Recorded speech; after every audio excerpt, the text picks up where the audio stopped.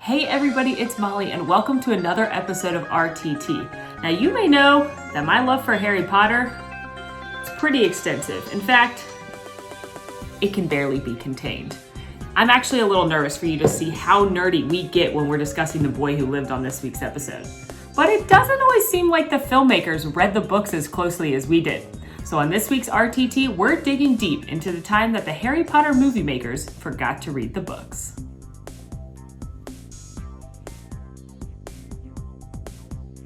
What's Harry Potter? The wizard national phenomenon. It's not Disney, but he is a wizard. Yes, definitely a wizard. Well, that I can do.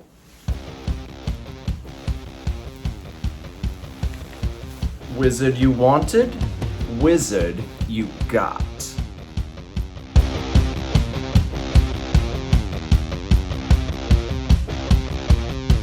I could definitely say I am not the biggest Harry Potter fan in this video.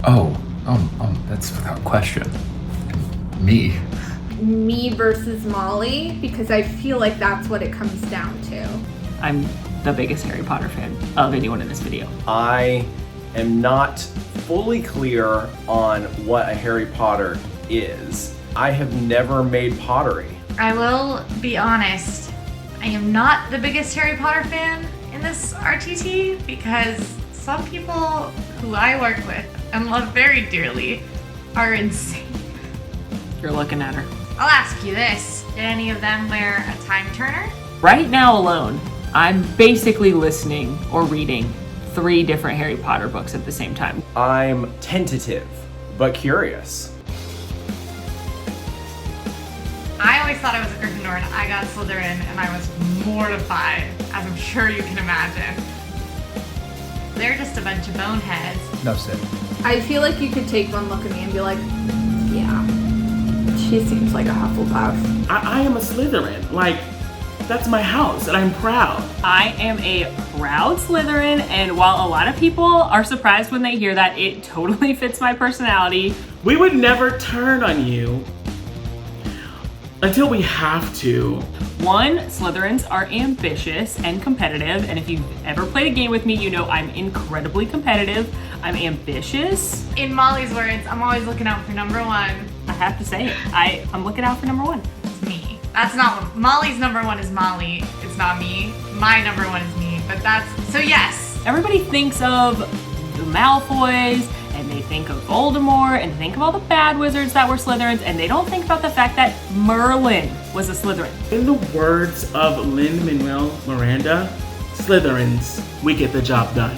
My Hogwart house is Wilbur.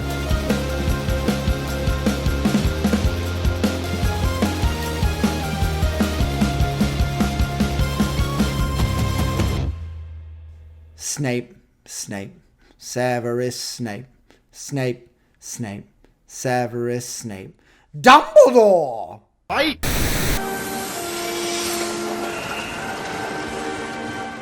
Overall, I think Warner Brothers did a very good job casting the Harry Potter films. They did a great job. Pretty much cast every single British actor that exists. Keep in mind, these are like children. Considering all of them are cast at, like 10 or 11. Really watched them grow up and stuff, which I'm sure they all had to go to therapy for because that sounds terrible. I really loved the first Dumbledore. I loved how soft-spoken he was. I should note that we did not have a choice.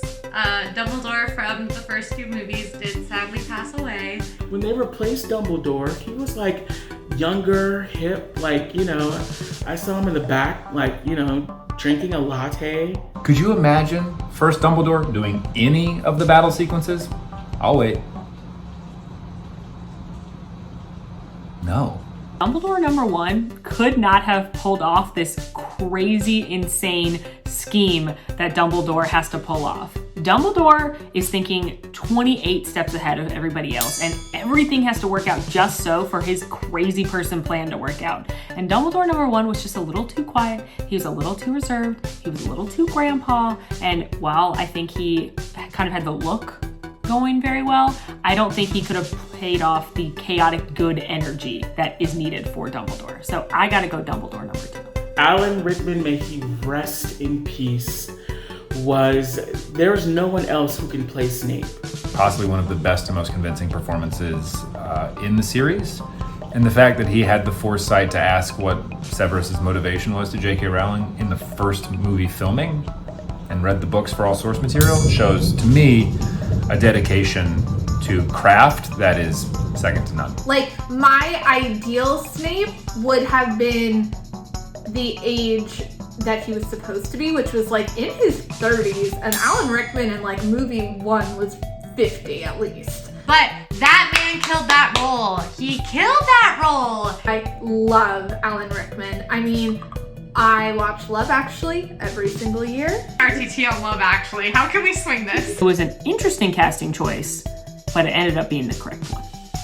So some of my favorite castings were Rita Skeeter. Shout out to Umbridge. I think that was probably my favorite casting in the entire franchise. I'll go that far. Rupert Grint is probably one of the best casting choices because he made Ron Weasley an insufferable character tolerable and actually funny. In fact, a lot of people forget that Book Ron is horrible. Go read them again, you'll realize it. Same thing with Draco Malfoy. He's one of my favorite characters, but Tom Felton does such a lovely, remarkable, likable job that people like Draco Malfoy. Wanted to be in Draco's house so we could fall in love. Following the Boss Witch trend, hashtag Boss Witch, Minerva McGonagall. Oh, yeah. Oh, yeah. Big fan. Big fan. McGonagall is a magic cat. Think of that as a magic cat. McGonagall. Welcome to McGonagall.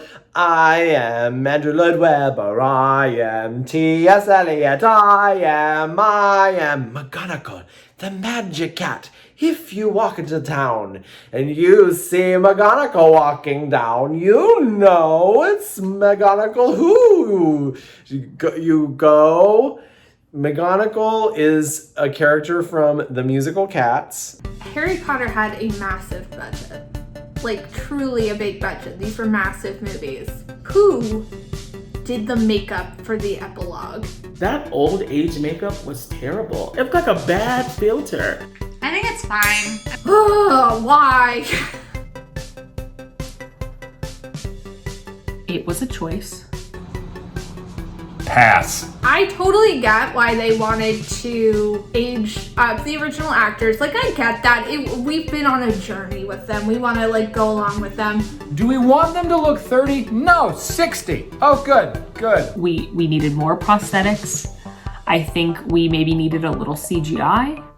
I just think that the wonders of technology and the wonders of makeup were not used. They just kind of were like, there's a few wrinkles. There's an old sweater. That's good enough.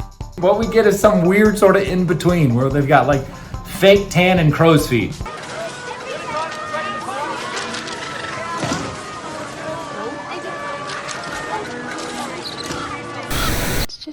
It's just learning all this.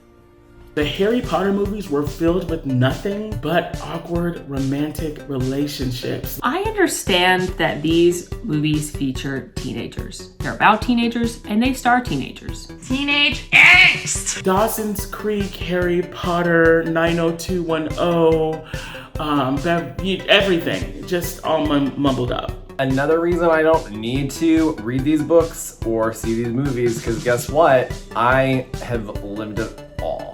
All romances in this film are awkward. We're talking Harry and Cho. We're talking Harry and Ginny. We're talking basically anybody Harry talks to.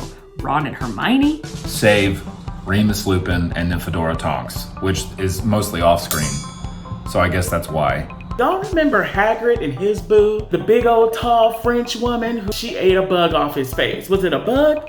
Was it a piece of cake? Y'all, she just ate something off his face. And I just don't know if I could be in a relationship with someone who eats debris off of my face. It's bad. It is so bad. Good golly gosh, that was bad. The films handled romantic relationships like an alien who read about romantic relationships on the planet Earth and then tried to recreate them in some sort of weird facsimile. Done the worst is hands down Harry and Ginny. I would go as far as to say that Ginny and Harry in the movies have negative chemistry. We never got to see them like texting or talking on the phone, or we never got to say, hey, they're walking past the hall and he's like, hey boo, here's some flowers. Flower cadabra. I actually like Harry and Ginny together in the books. It makes a lot of sense. She's super feisty. She gets invited to the Slug Club all on her own merit because of her bat bogey hex. Ginny in the films,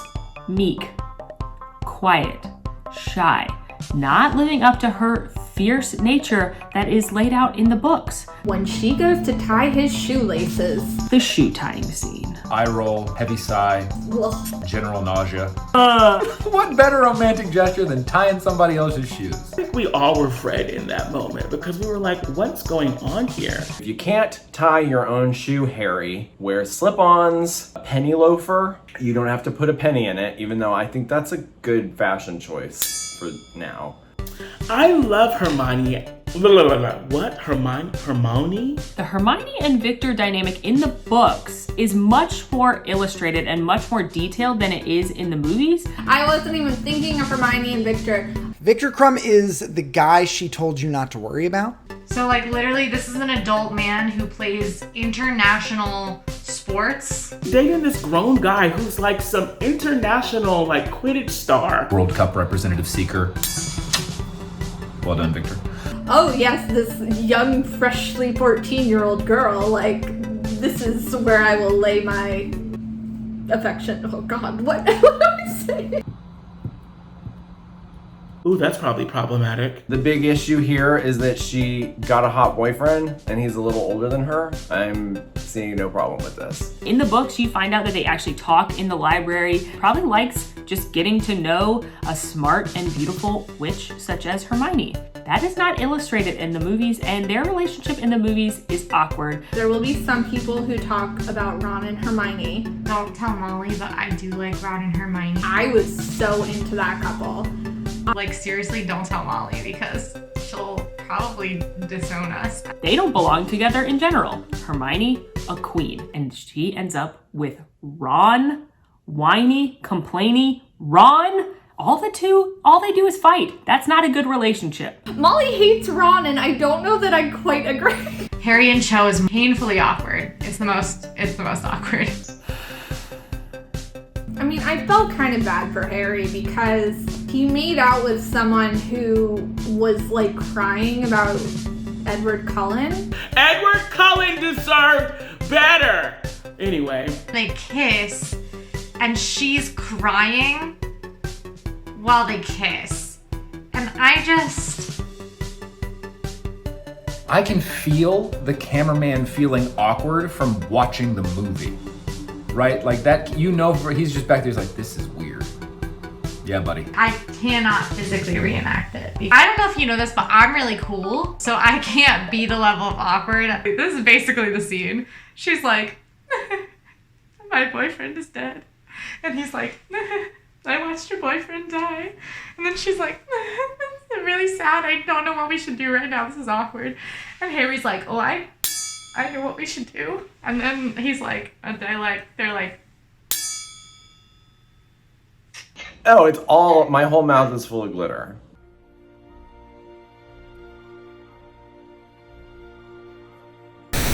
It's just that Dobby has come to tell you it is difficult, sir. I understand that the Harry Potter books are incredibly dense. They are incredibly detailed. The last 4 of them are incredibly long. The movies leave a lot of stuff out because they didn't want to trap people in a theater for 100 years. I think that they just they tore out the chapter covers with the artwork and they put them on a dartboard, and then they had in their creative meeting, they're like, all right, throw 8 darts. We get 8 of these. And then that's what we went with for plot. The movies left out quite a bit of key information. I am cool with them leaving stuff out. Take it or leave it. This is who I am. For example, a lot of people think Neville gave Harry the idea to use gillyweed in the Goblet of Fire. In reality, that was Dobby. Dobby has no master. Dobby is a free elf. Dobby for life. I'm a part of that Dobby gang. Pour some polyjuice potion out on the street for the fallen homie, Dobby. I mean, come on, y'all. We miss out on why we love Dobby. Dobby dying in the books, even sadder than the movies because you care more about Dobby. Dobby, I'm gonna have to take a pass and say, better luck next life. And then Creature, they leave a ton out. Like, you pretty much see Creature and you're like, well, Sirius is super rude to Creature. If Sirius had been a little bit nicer to Creature, as Dumbledore explains, he may have felt compelled to tell Harry where he was. It's like if a cat bites you because you throw it. Like, that's your fault. So, Winky? Who's Winky? That's what you're saying if you've never read the Harry Potter books. First, I'll start with what is missing about the house elves in general, which is Spew. Society for the Protection of Elvish Spew. Society for the Protection of Elvish Spew. Hermione starts Spew, which is the Society for the Protection of Elven Welfare, I think. Actually, I think that is what it is. Self 5. Good for Hermione. Good for her. I mean, it's a shame the households didn't want it, right? Because plot, but good for her. You is something that happens when you drink too much butterbeer. Why do I know about butterbeer? Probably because of a show called My Time with Molly on AllEars. Her show's not called that, but I would like to start a petition to call it My Time with Molly, because that's what I call that time of my day when I sit down and watch. Actually, Peeves makes me upset. The fact that, first of all, let me be very clear. Peeves the character does not make me upset. Peeves the character makes me happy. Peeves the omission of his character makes me upset. Now this one, I'm extremely mad about the fact that Peeves was left out. And like, I know, like, I've been talking a big game about that I'm fine with things being cut. I am cool with them leaving stuff out. Take it or leave it. This is who I am. But Peeves, that one hurts. Peeves is the poltergeist that lives in Hogwarts. So he's not a ghost, he's a spirit. He kind of, in my head, looks like a jester. But not in the scary, like, makes your head rotate 180 degrees kind of way. More in the dumps the contents of an umbrella holder on you. When Fred and George revolt against Umbridge, he is also there to join in on the craziness. They fly out and Peeves salutes them. Peeves is like... Salutes them? Weeping. Followed by laughter. Truthfully, I understand why they had to cut him out. I mean, I guess if you're gonna cut things, he doesn't have a lot of like plot points to him. He's just kind of like a fun character. Neville is a G. Neville is an underrated G. I don't care what nobody says. Keep Victor Crumb, keep all of them, okay? Neville, I want to play Quidditch with you. Neville's cool. Also, Neville's fine. Like, he grew up good. Oh, Neville's represented well, if you know what I mean. Neville Longbottom. I can't really talk about him. This is a family show. So while I understand that you cannot have 5-hour-long Harry Potter films, I actually don't really understand that either, because Harry Potter fans, like myself, are insane, and I would gladly sit there for 5 hours.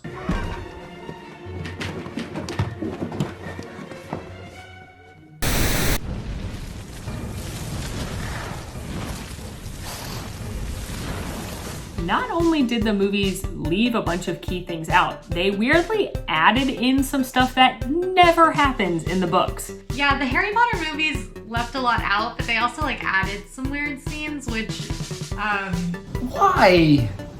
Like, just why? It's such a good, it's so good.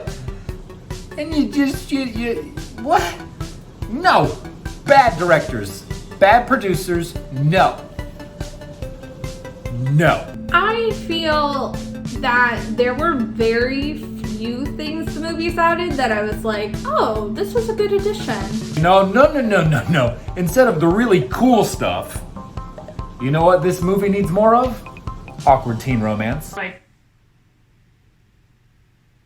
The added Neville and Luna relationship was like shoehorned in at the last minute. I don't understand why every character has to have a romantic relationship. Why can't Neville and Luna just both be awesome people? Why can't they both just be strong, independent kings and queens? Why do we have to match them together just because they're like the last two single people? His parents were tortured and murdered by Voldemort. Give him a girlfriend. Probably the most famous quote added to the movies that was not in the books is said by Professor Dumbledore at the beginning of Prisoner of Azkaban when he says, Light can be found in the darkest of times, or brightness. Every time I get asked to quote something, I forget how to work my brain. happiness can be found even in the darkest times if one just remembers to turn on the light. Did you put your name in that goblet of fire? It is in the books, but it is said in a very different tone. One quick line that they do add into the movies, which illustrates Harry and Sirius's relationship, is when they are fighting at the Ministry of Magic, Harry and Sirius are fighting alongside each other, and Harry sends a curse, and Sirius says, "Nice one, James!" They added that to illustrate the fact that Sirius thinks that Harry is his best friend and forgets he's his godson a lot of times. So that was a nice addition to illustrate that deeper thought. When Voldemort hugged young, naive Draco Malfoy. There's just so much wrong with that. There, Draco. You see how the stormtrooper is not reacting to my love and affection? That's Draco. Say yes to my hug! No. Yeah. I didn't give you any kisses because you didn't say that I could kiss you. Physical touch. I don't like it. I would feel like I need to take a bath after that. But you know, happiness can be found even in the dark. The Marauders were actually one of my favorite parts of the books. Who? Murderers, which means murderer. The Marauders is the collective name of 4 famous Gryffindors: James Potter, Harry Potter's dad, Sirius Black, Remus Lupin, and Peter Pettigrew. And they're just bros, basically. It's kind of like Grease, the movie, with like the greasers. And in Prisoner of Azkaban, it came out that they all learned the art of animaguses. I don't know what the plural would be. A wizard that can turn themselves into an animal at will, like Professor McGonagall can turn herself into a cat. What would I turn myself into if I could be an anime guy? Ooh, this is a toughie. It's a toughie. I hate birds, but I would probably choose to be a bird because I like that they can fly. I would like to be a lazy airborne creature. Are mythical creatures involved in this? If I have the option to be a griffin anime guy, best of both worlds. Lion and presumably with the wings. I don't know which bird it is. Hawk. I'm gonna say hawk. No, is it a hawk? I don't know. I'm saying it's a hawk. It's an eagle. I knew that. Eventually, they made the iconic Marauders map, which is a magical map of Hogwarts that shows the entire grounds, and then it has little icons for people walking around, so you can always know who's around you. So if I was walking through the hallway, it would say Quincy, and it would be little footsteps. You know what I would do? I would open up a business in Hollywood, a map to the stars' homes, because I'd really know where they are. And I'd be like, who do you want to see? I'll open up that map. I'd be driving through those Hollywood hills. Jennifer Aniston is right there. Let's go say hi. These people are literally able to make a map that identifies every individual that enters an enchanted castle with ancient magics for all eternity, and no one's talking about it? That's like Horcrux level magical skill. Oh, spoiler alert, they also learn how to turn each other into animals. I'm sorry, I get passionate about the Marauders, right? Because their brilliance is not lost on me, but apparently for the rest of the wizarding world, they're just like, oh yeah, really cool map, bro. And then Alfonso Cuarón just decided, like, that's not gonna be in my movie. So here's their role in the films. They're Dora the Explorer. They've got the map. They never explain who the Marauders are. They randomly give you the Marauders map, and they're like, Masters Mooney, Wormtail, Padfoot, and Prongs present the Marauders map. And then they never explain who those people are. You get it. But if you didn't read the books, you don't get it. I wouldn't know, Alfonso. One of the big issues of not explaining who the Marauders are is not explaining who Prongs is, who again is Harry's dad, James. That is why Harry's Patronus, which is the whole thing in Prisoner of Azkaban, is a stag. Harry has a stag as the Patronus. His dad was a stag animagus. So it's supposed to show this connection that Harry has to his dad, even though he never really knew his dad. Mine is a stag too. Like, Harry Potter is my cousin. I'm about to go visit him and Ginny for Thanksgiving. We'll go take pictures with duck lips and we'll be like, no big deal. We're related. Everyone is gonna kill me, but I don't think it's that bad that they left it out because, like, it's not integral to the plot. The scene, without having read any of the books, makes me think that Harry just gets emotional about wildlife. He's the Steve Irwin of Harry Potter in that moment. Oh my god, a stag! I'm not sitting here for snooze fest about Harry's special Patronus. I want to move on. I pity people who've only seen the movies because they are not getting the whole story. HBO, I think you're listening right now. I think that there should be either another film or an HBO series similar to Game of Thrones, but all about the Marauders. I won! Because I never win anything. I've worked so hard for this. I've dedicated multiple decades of my life to this. I got a brown ribbon for a swim meet when I was a kid. I've read those books a million times. I've seen the movies a million times. It feels really good and really well deserved that I won this award.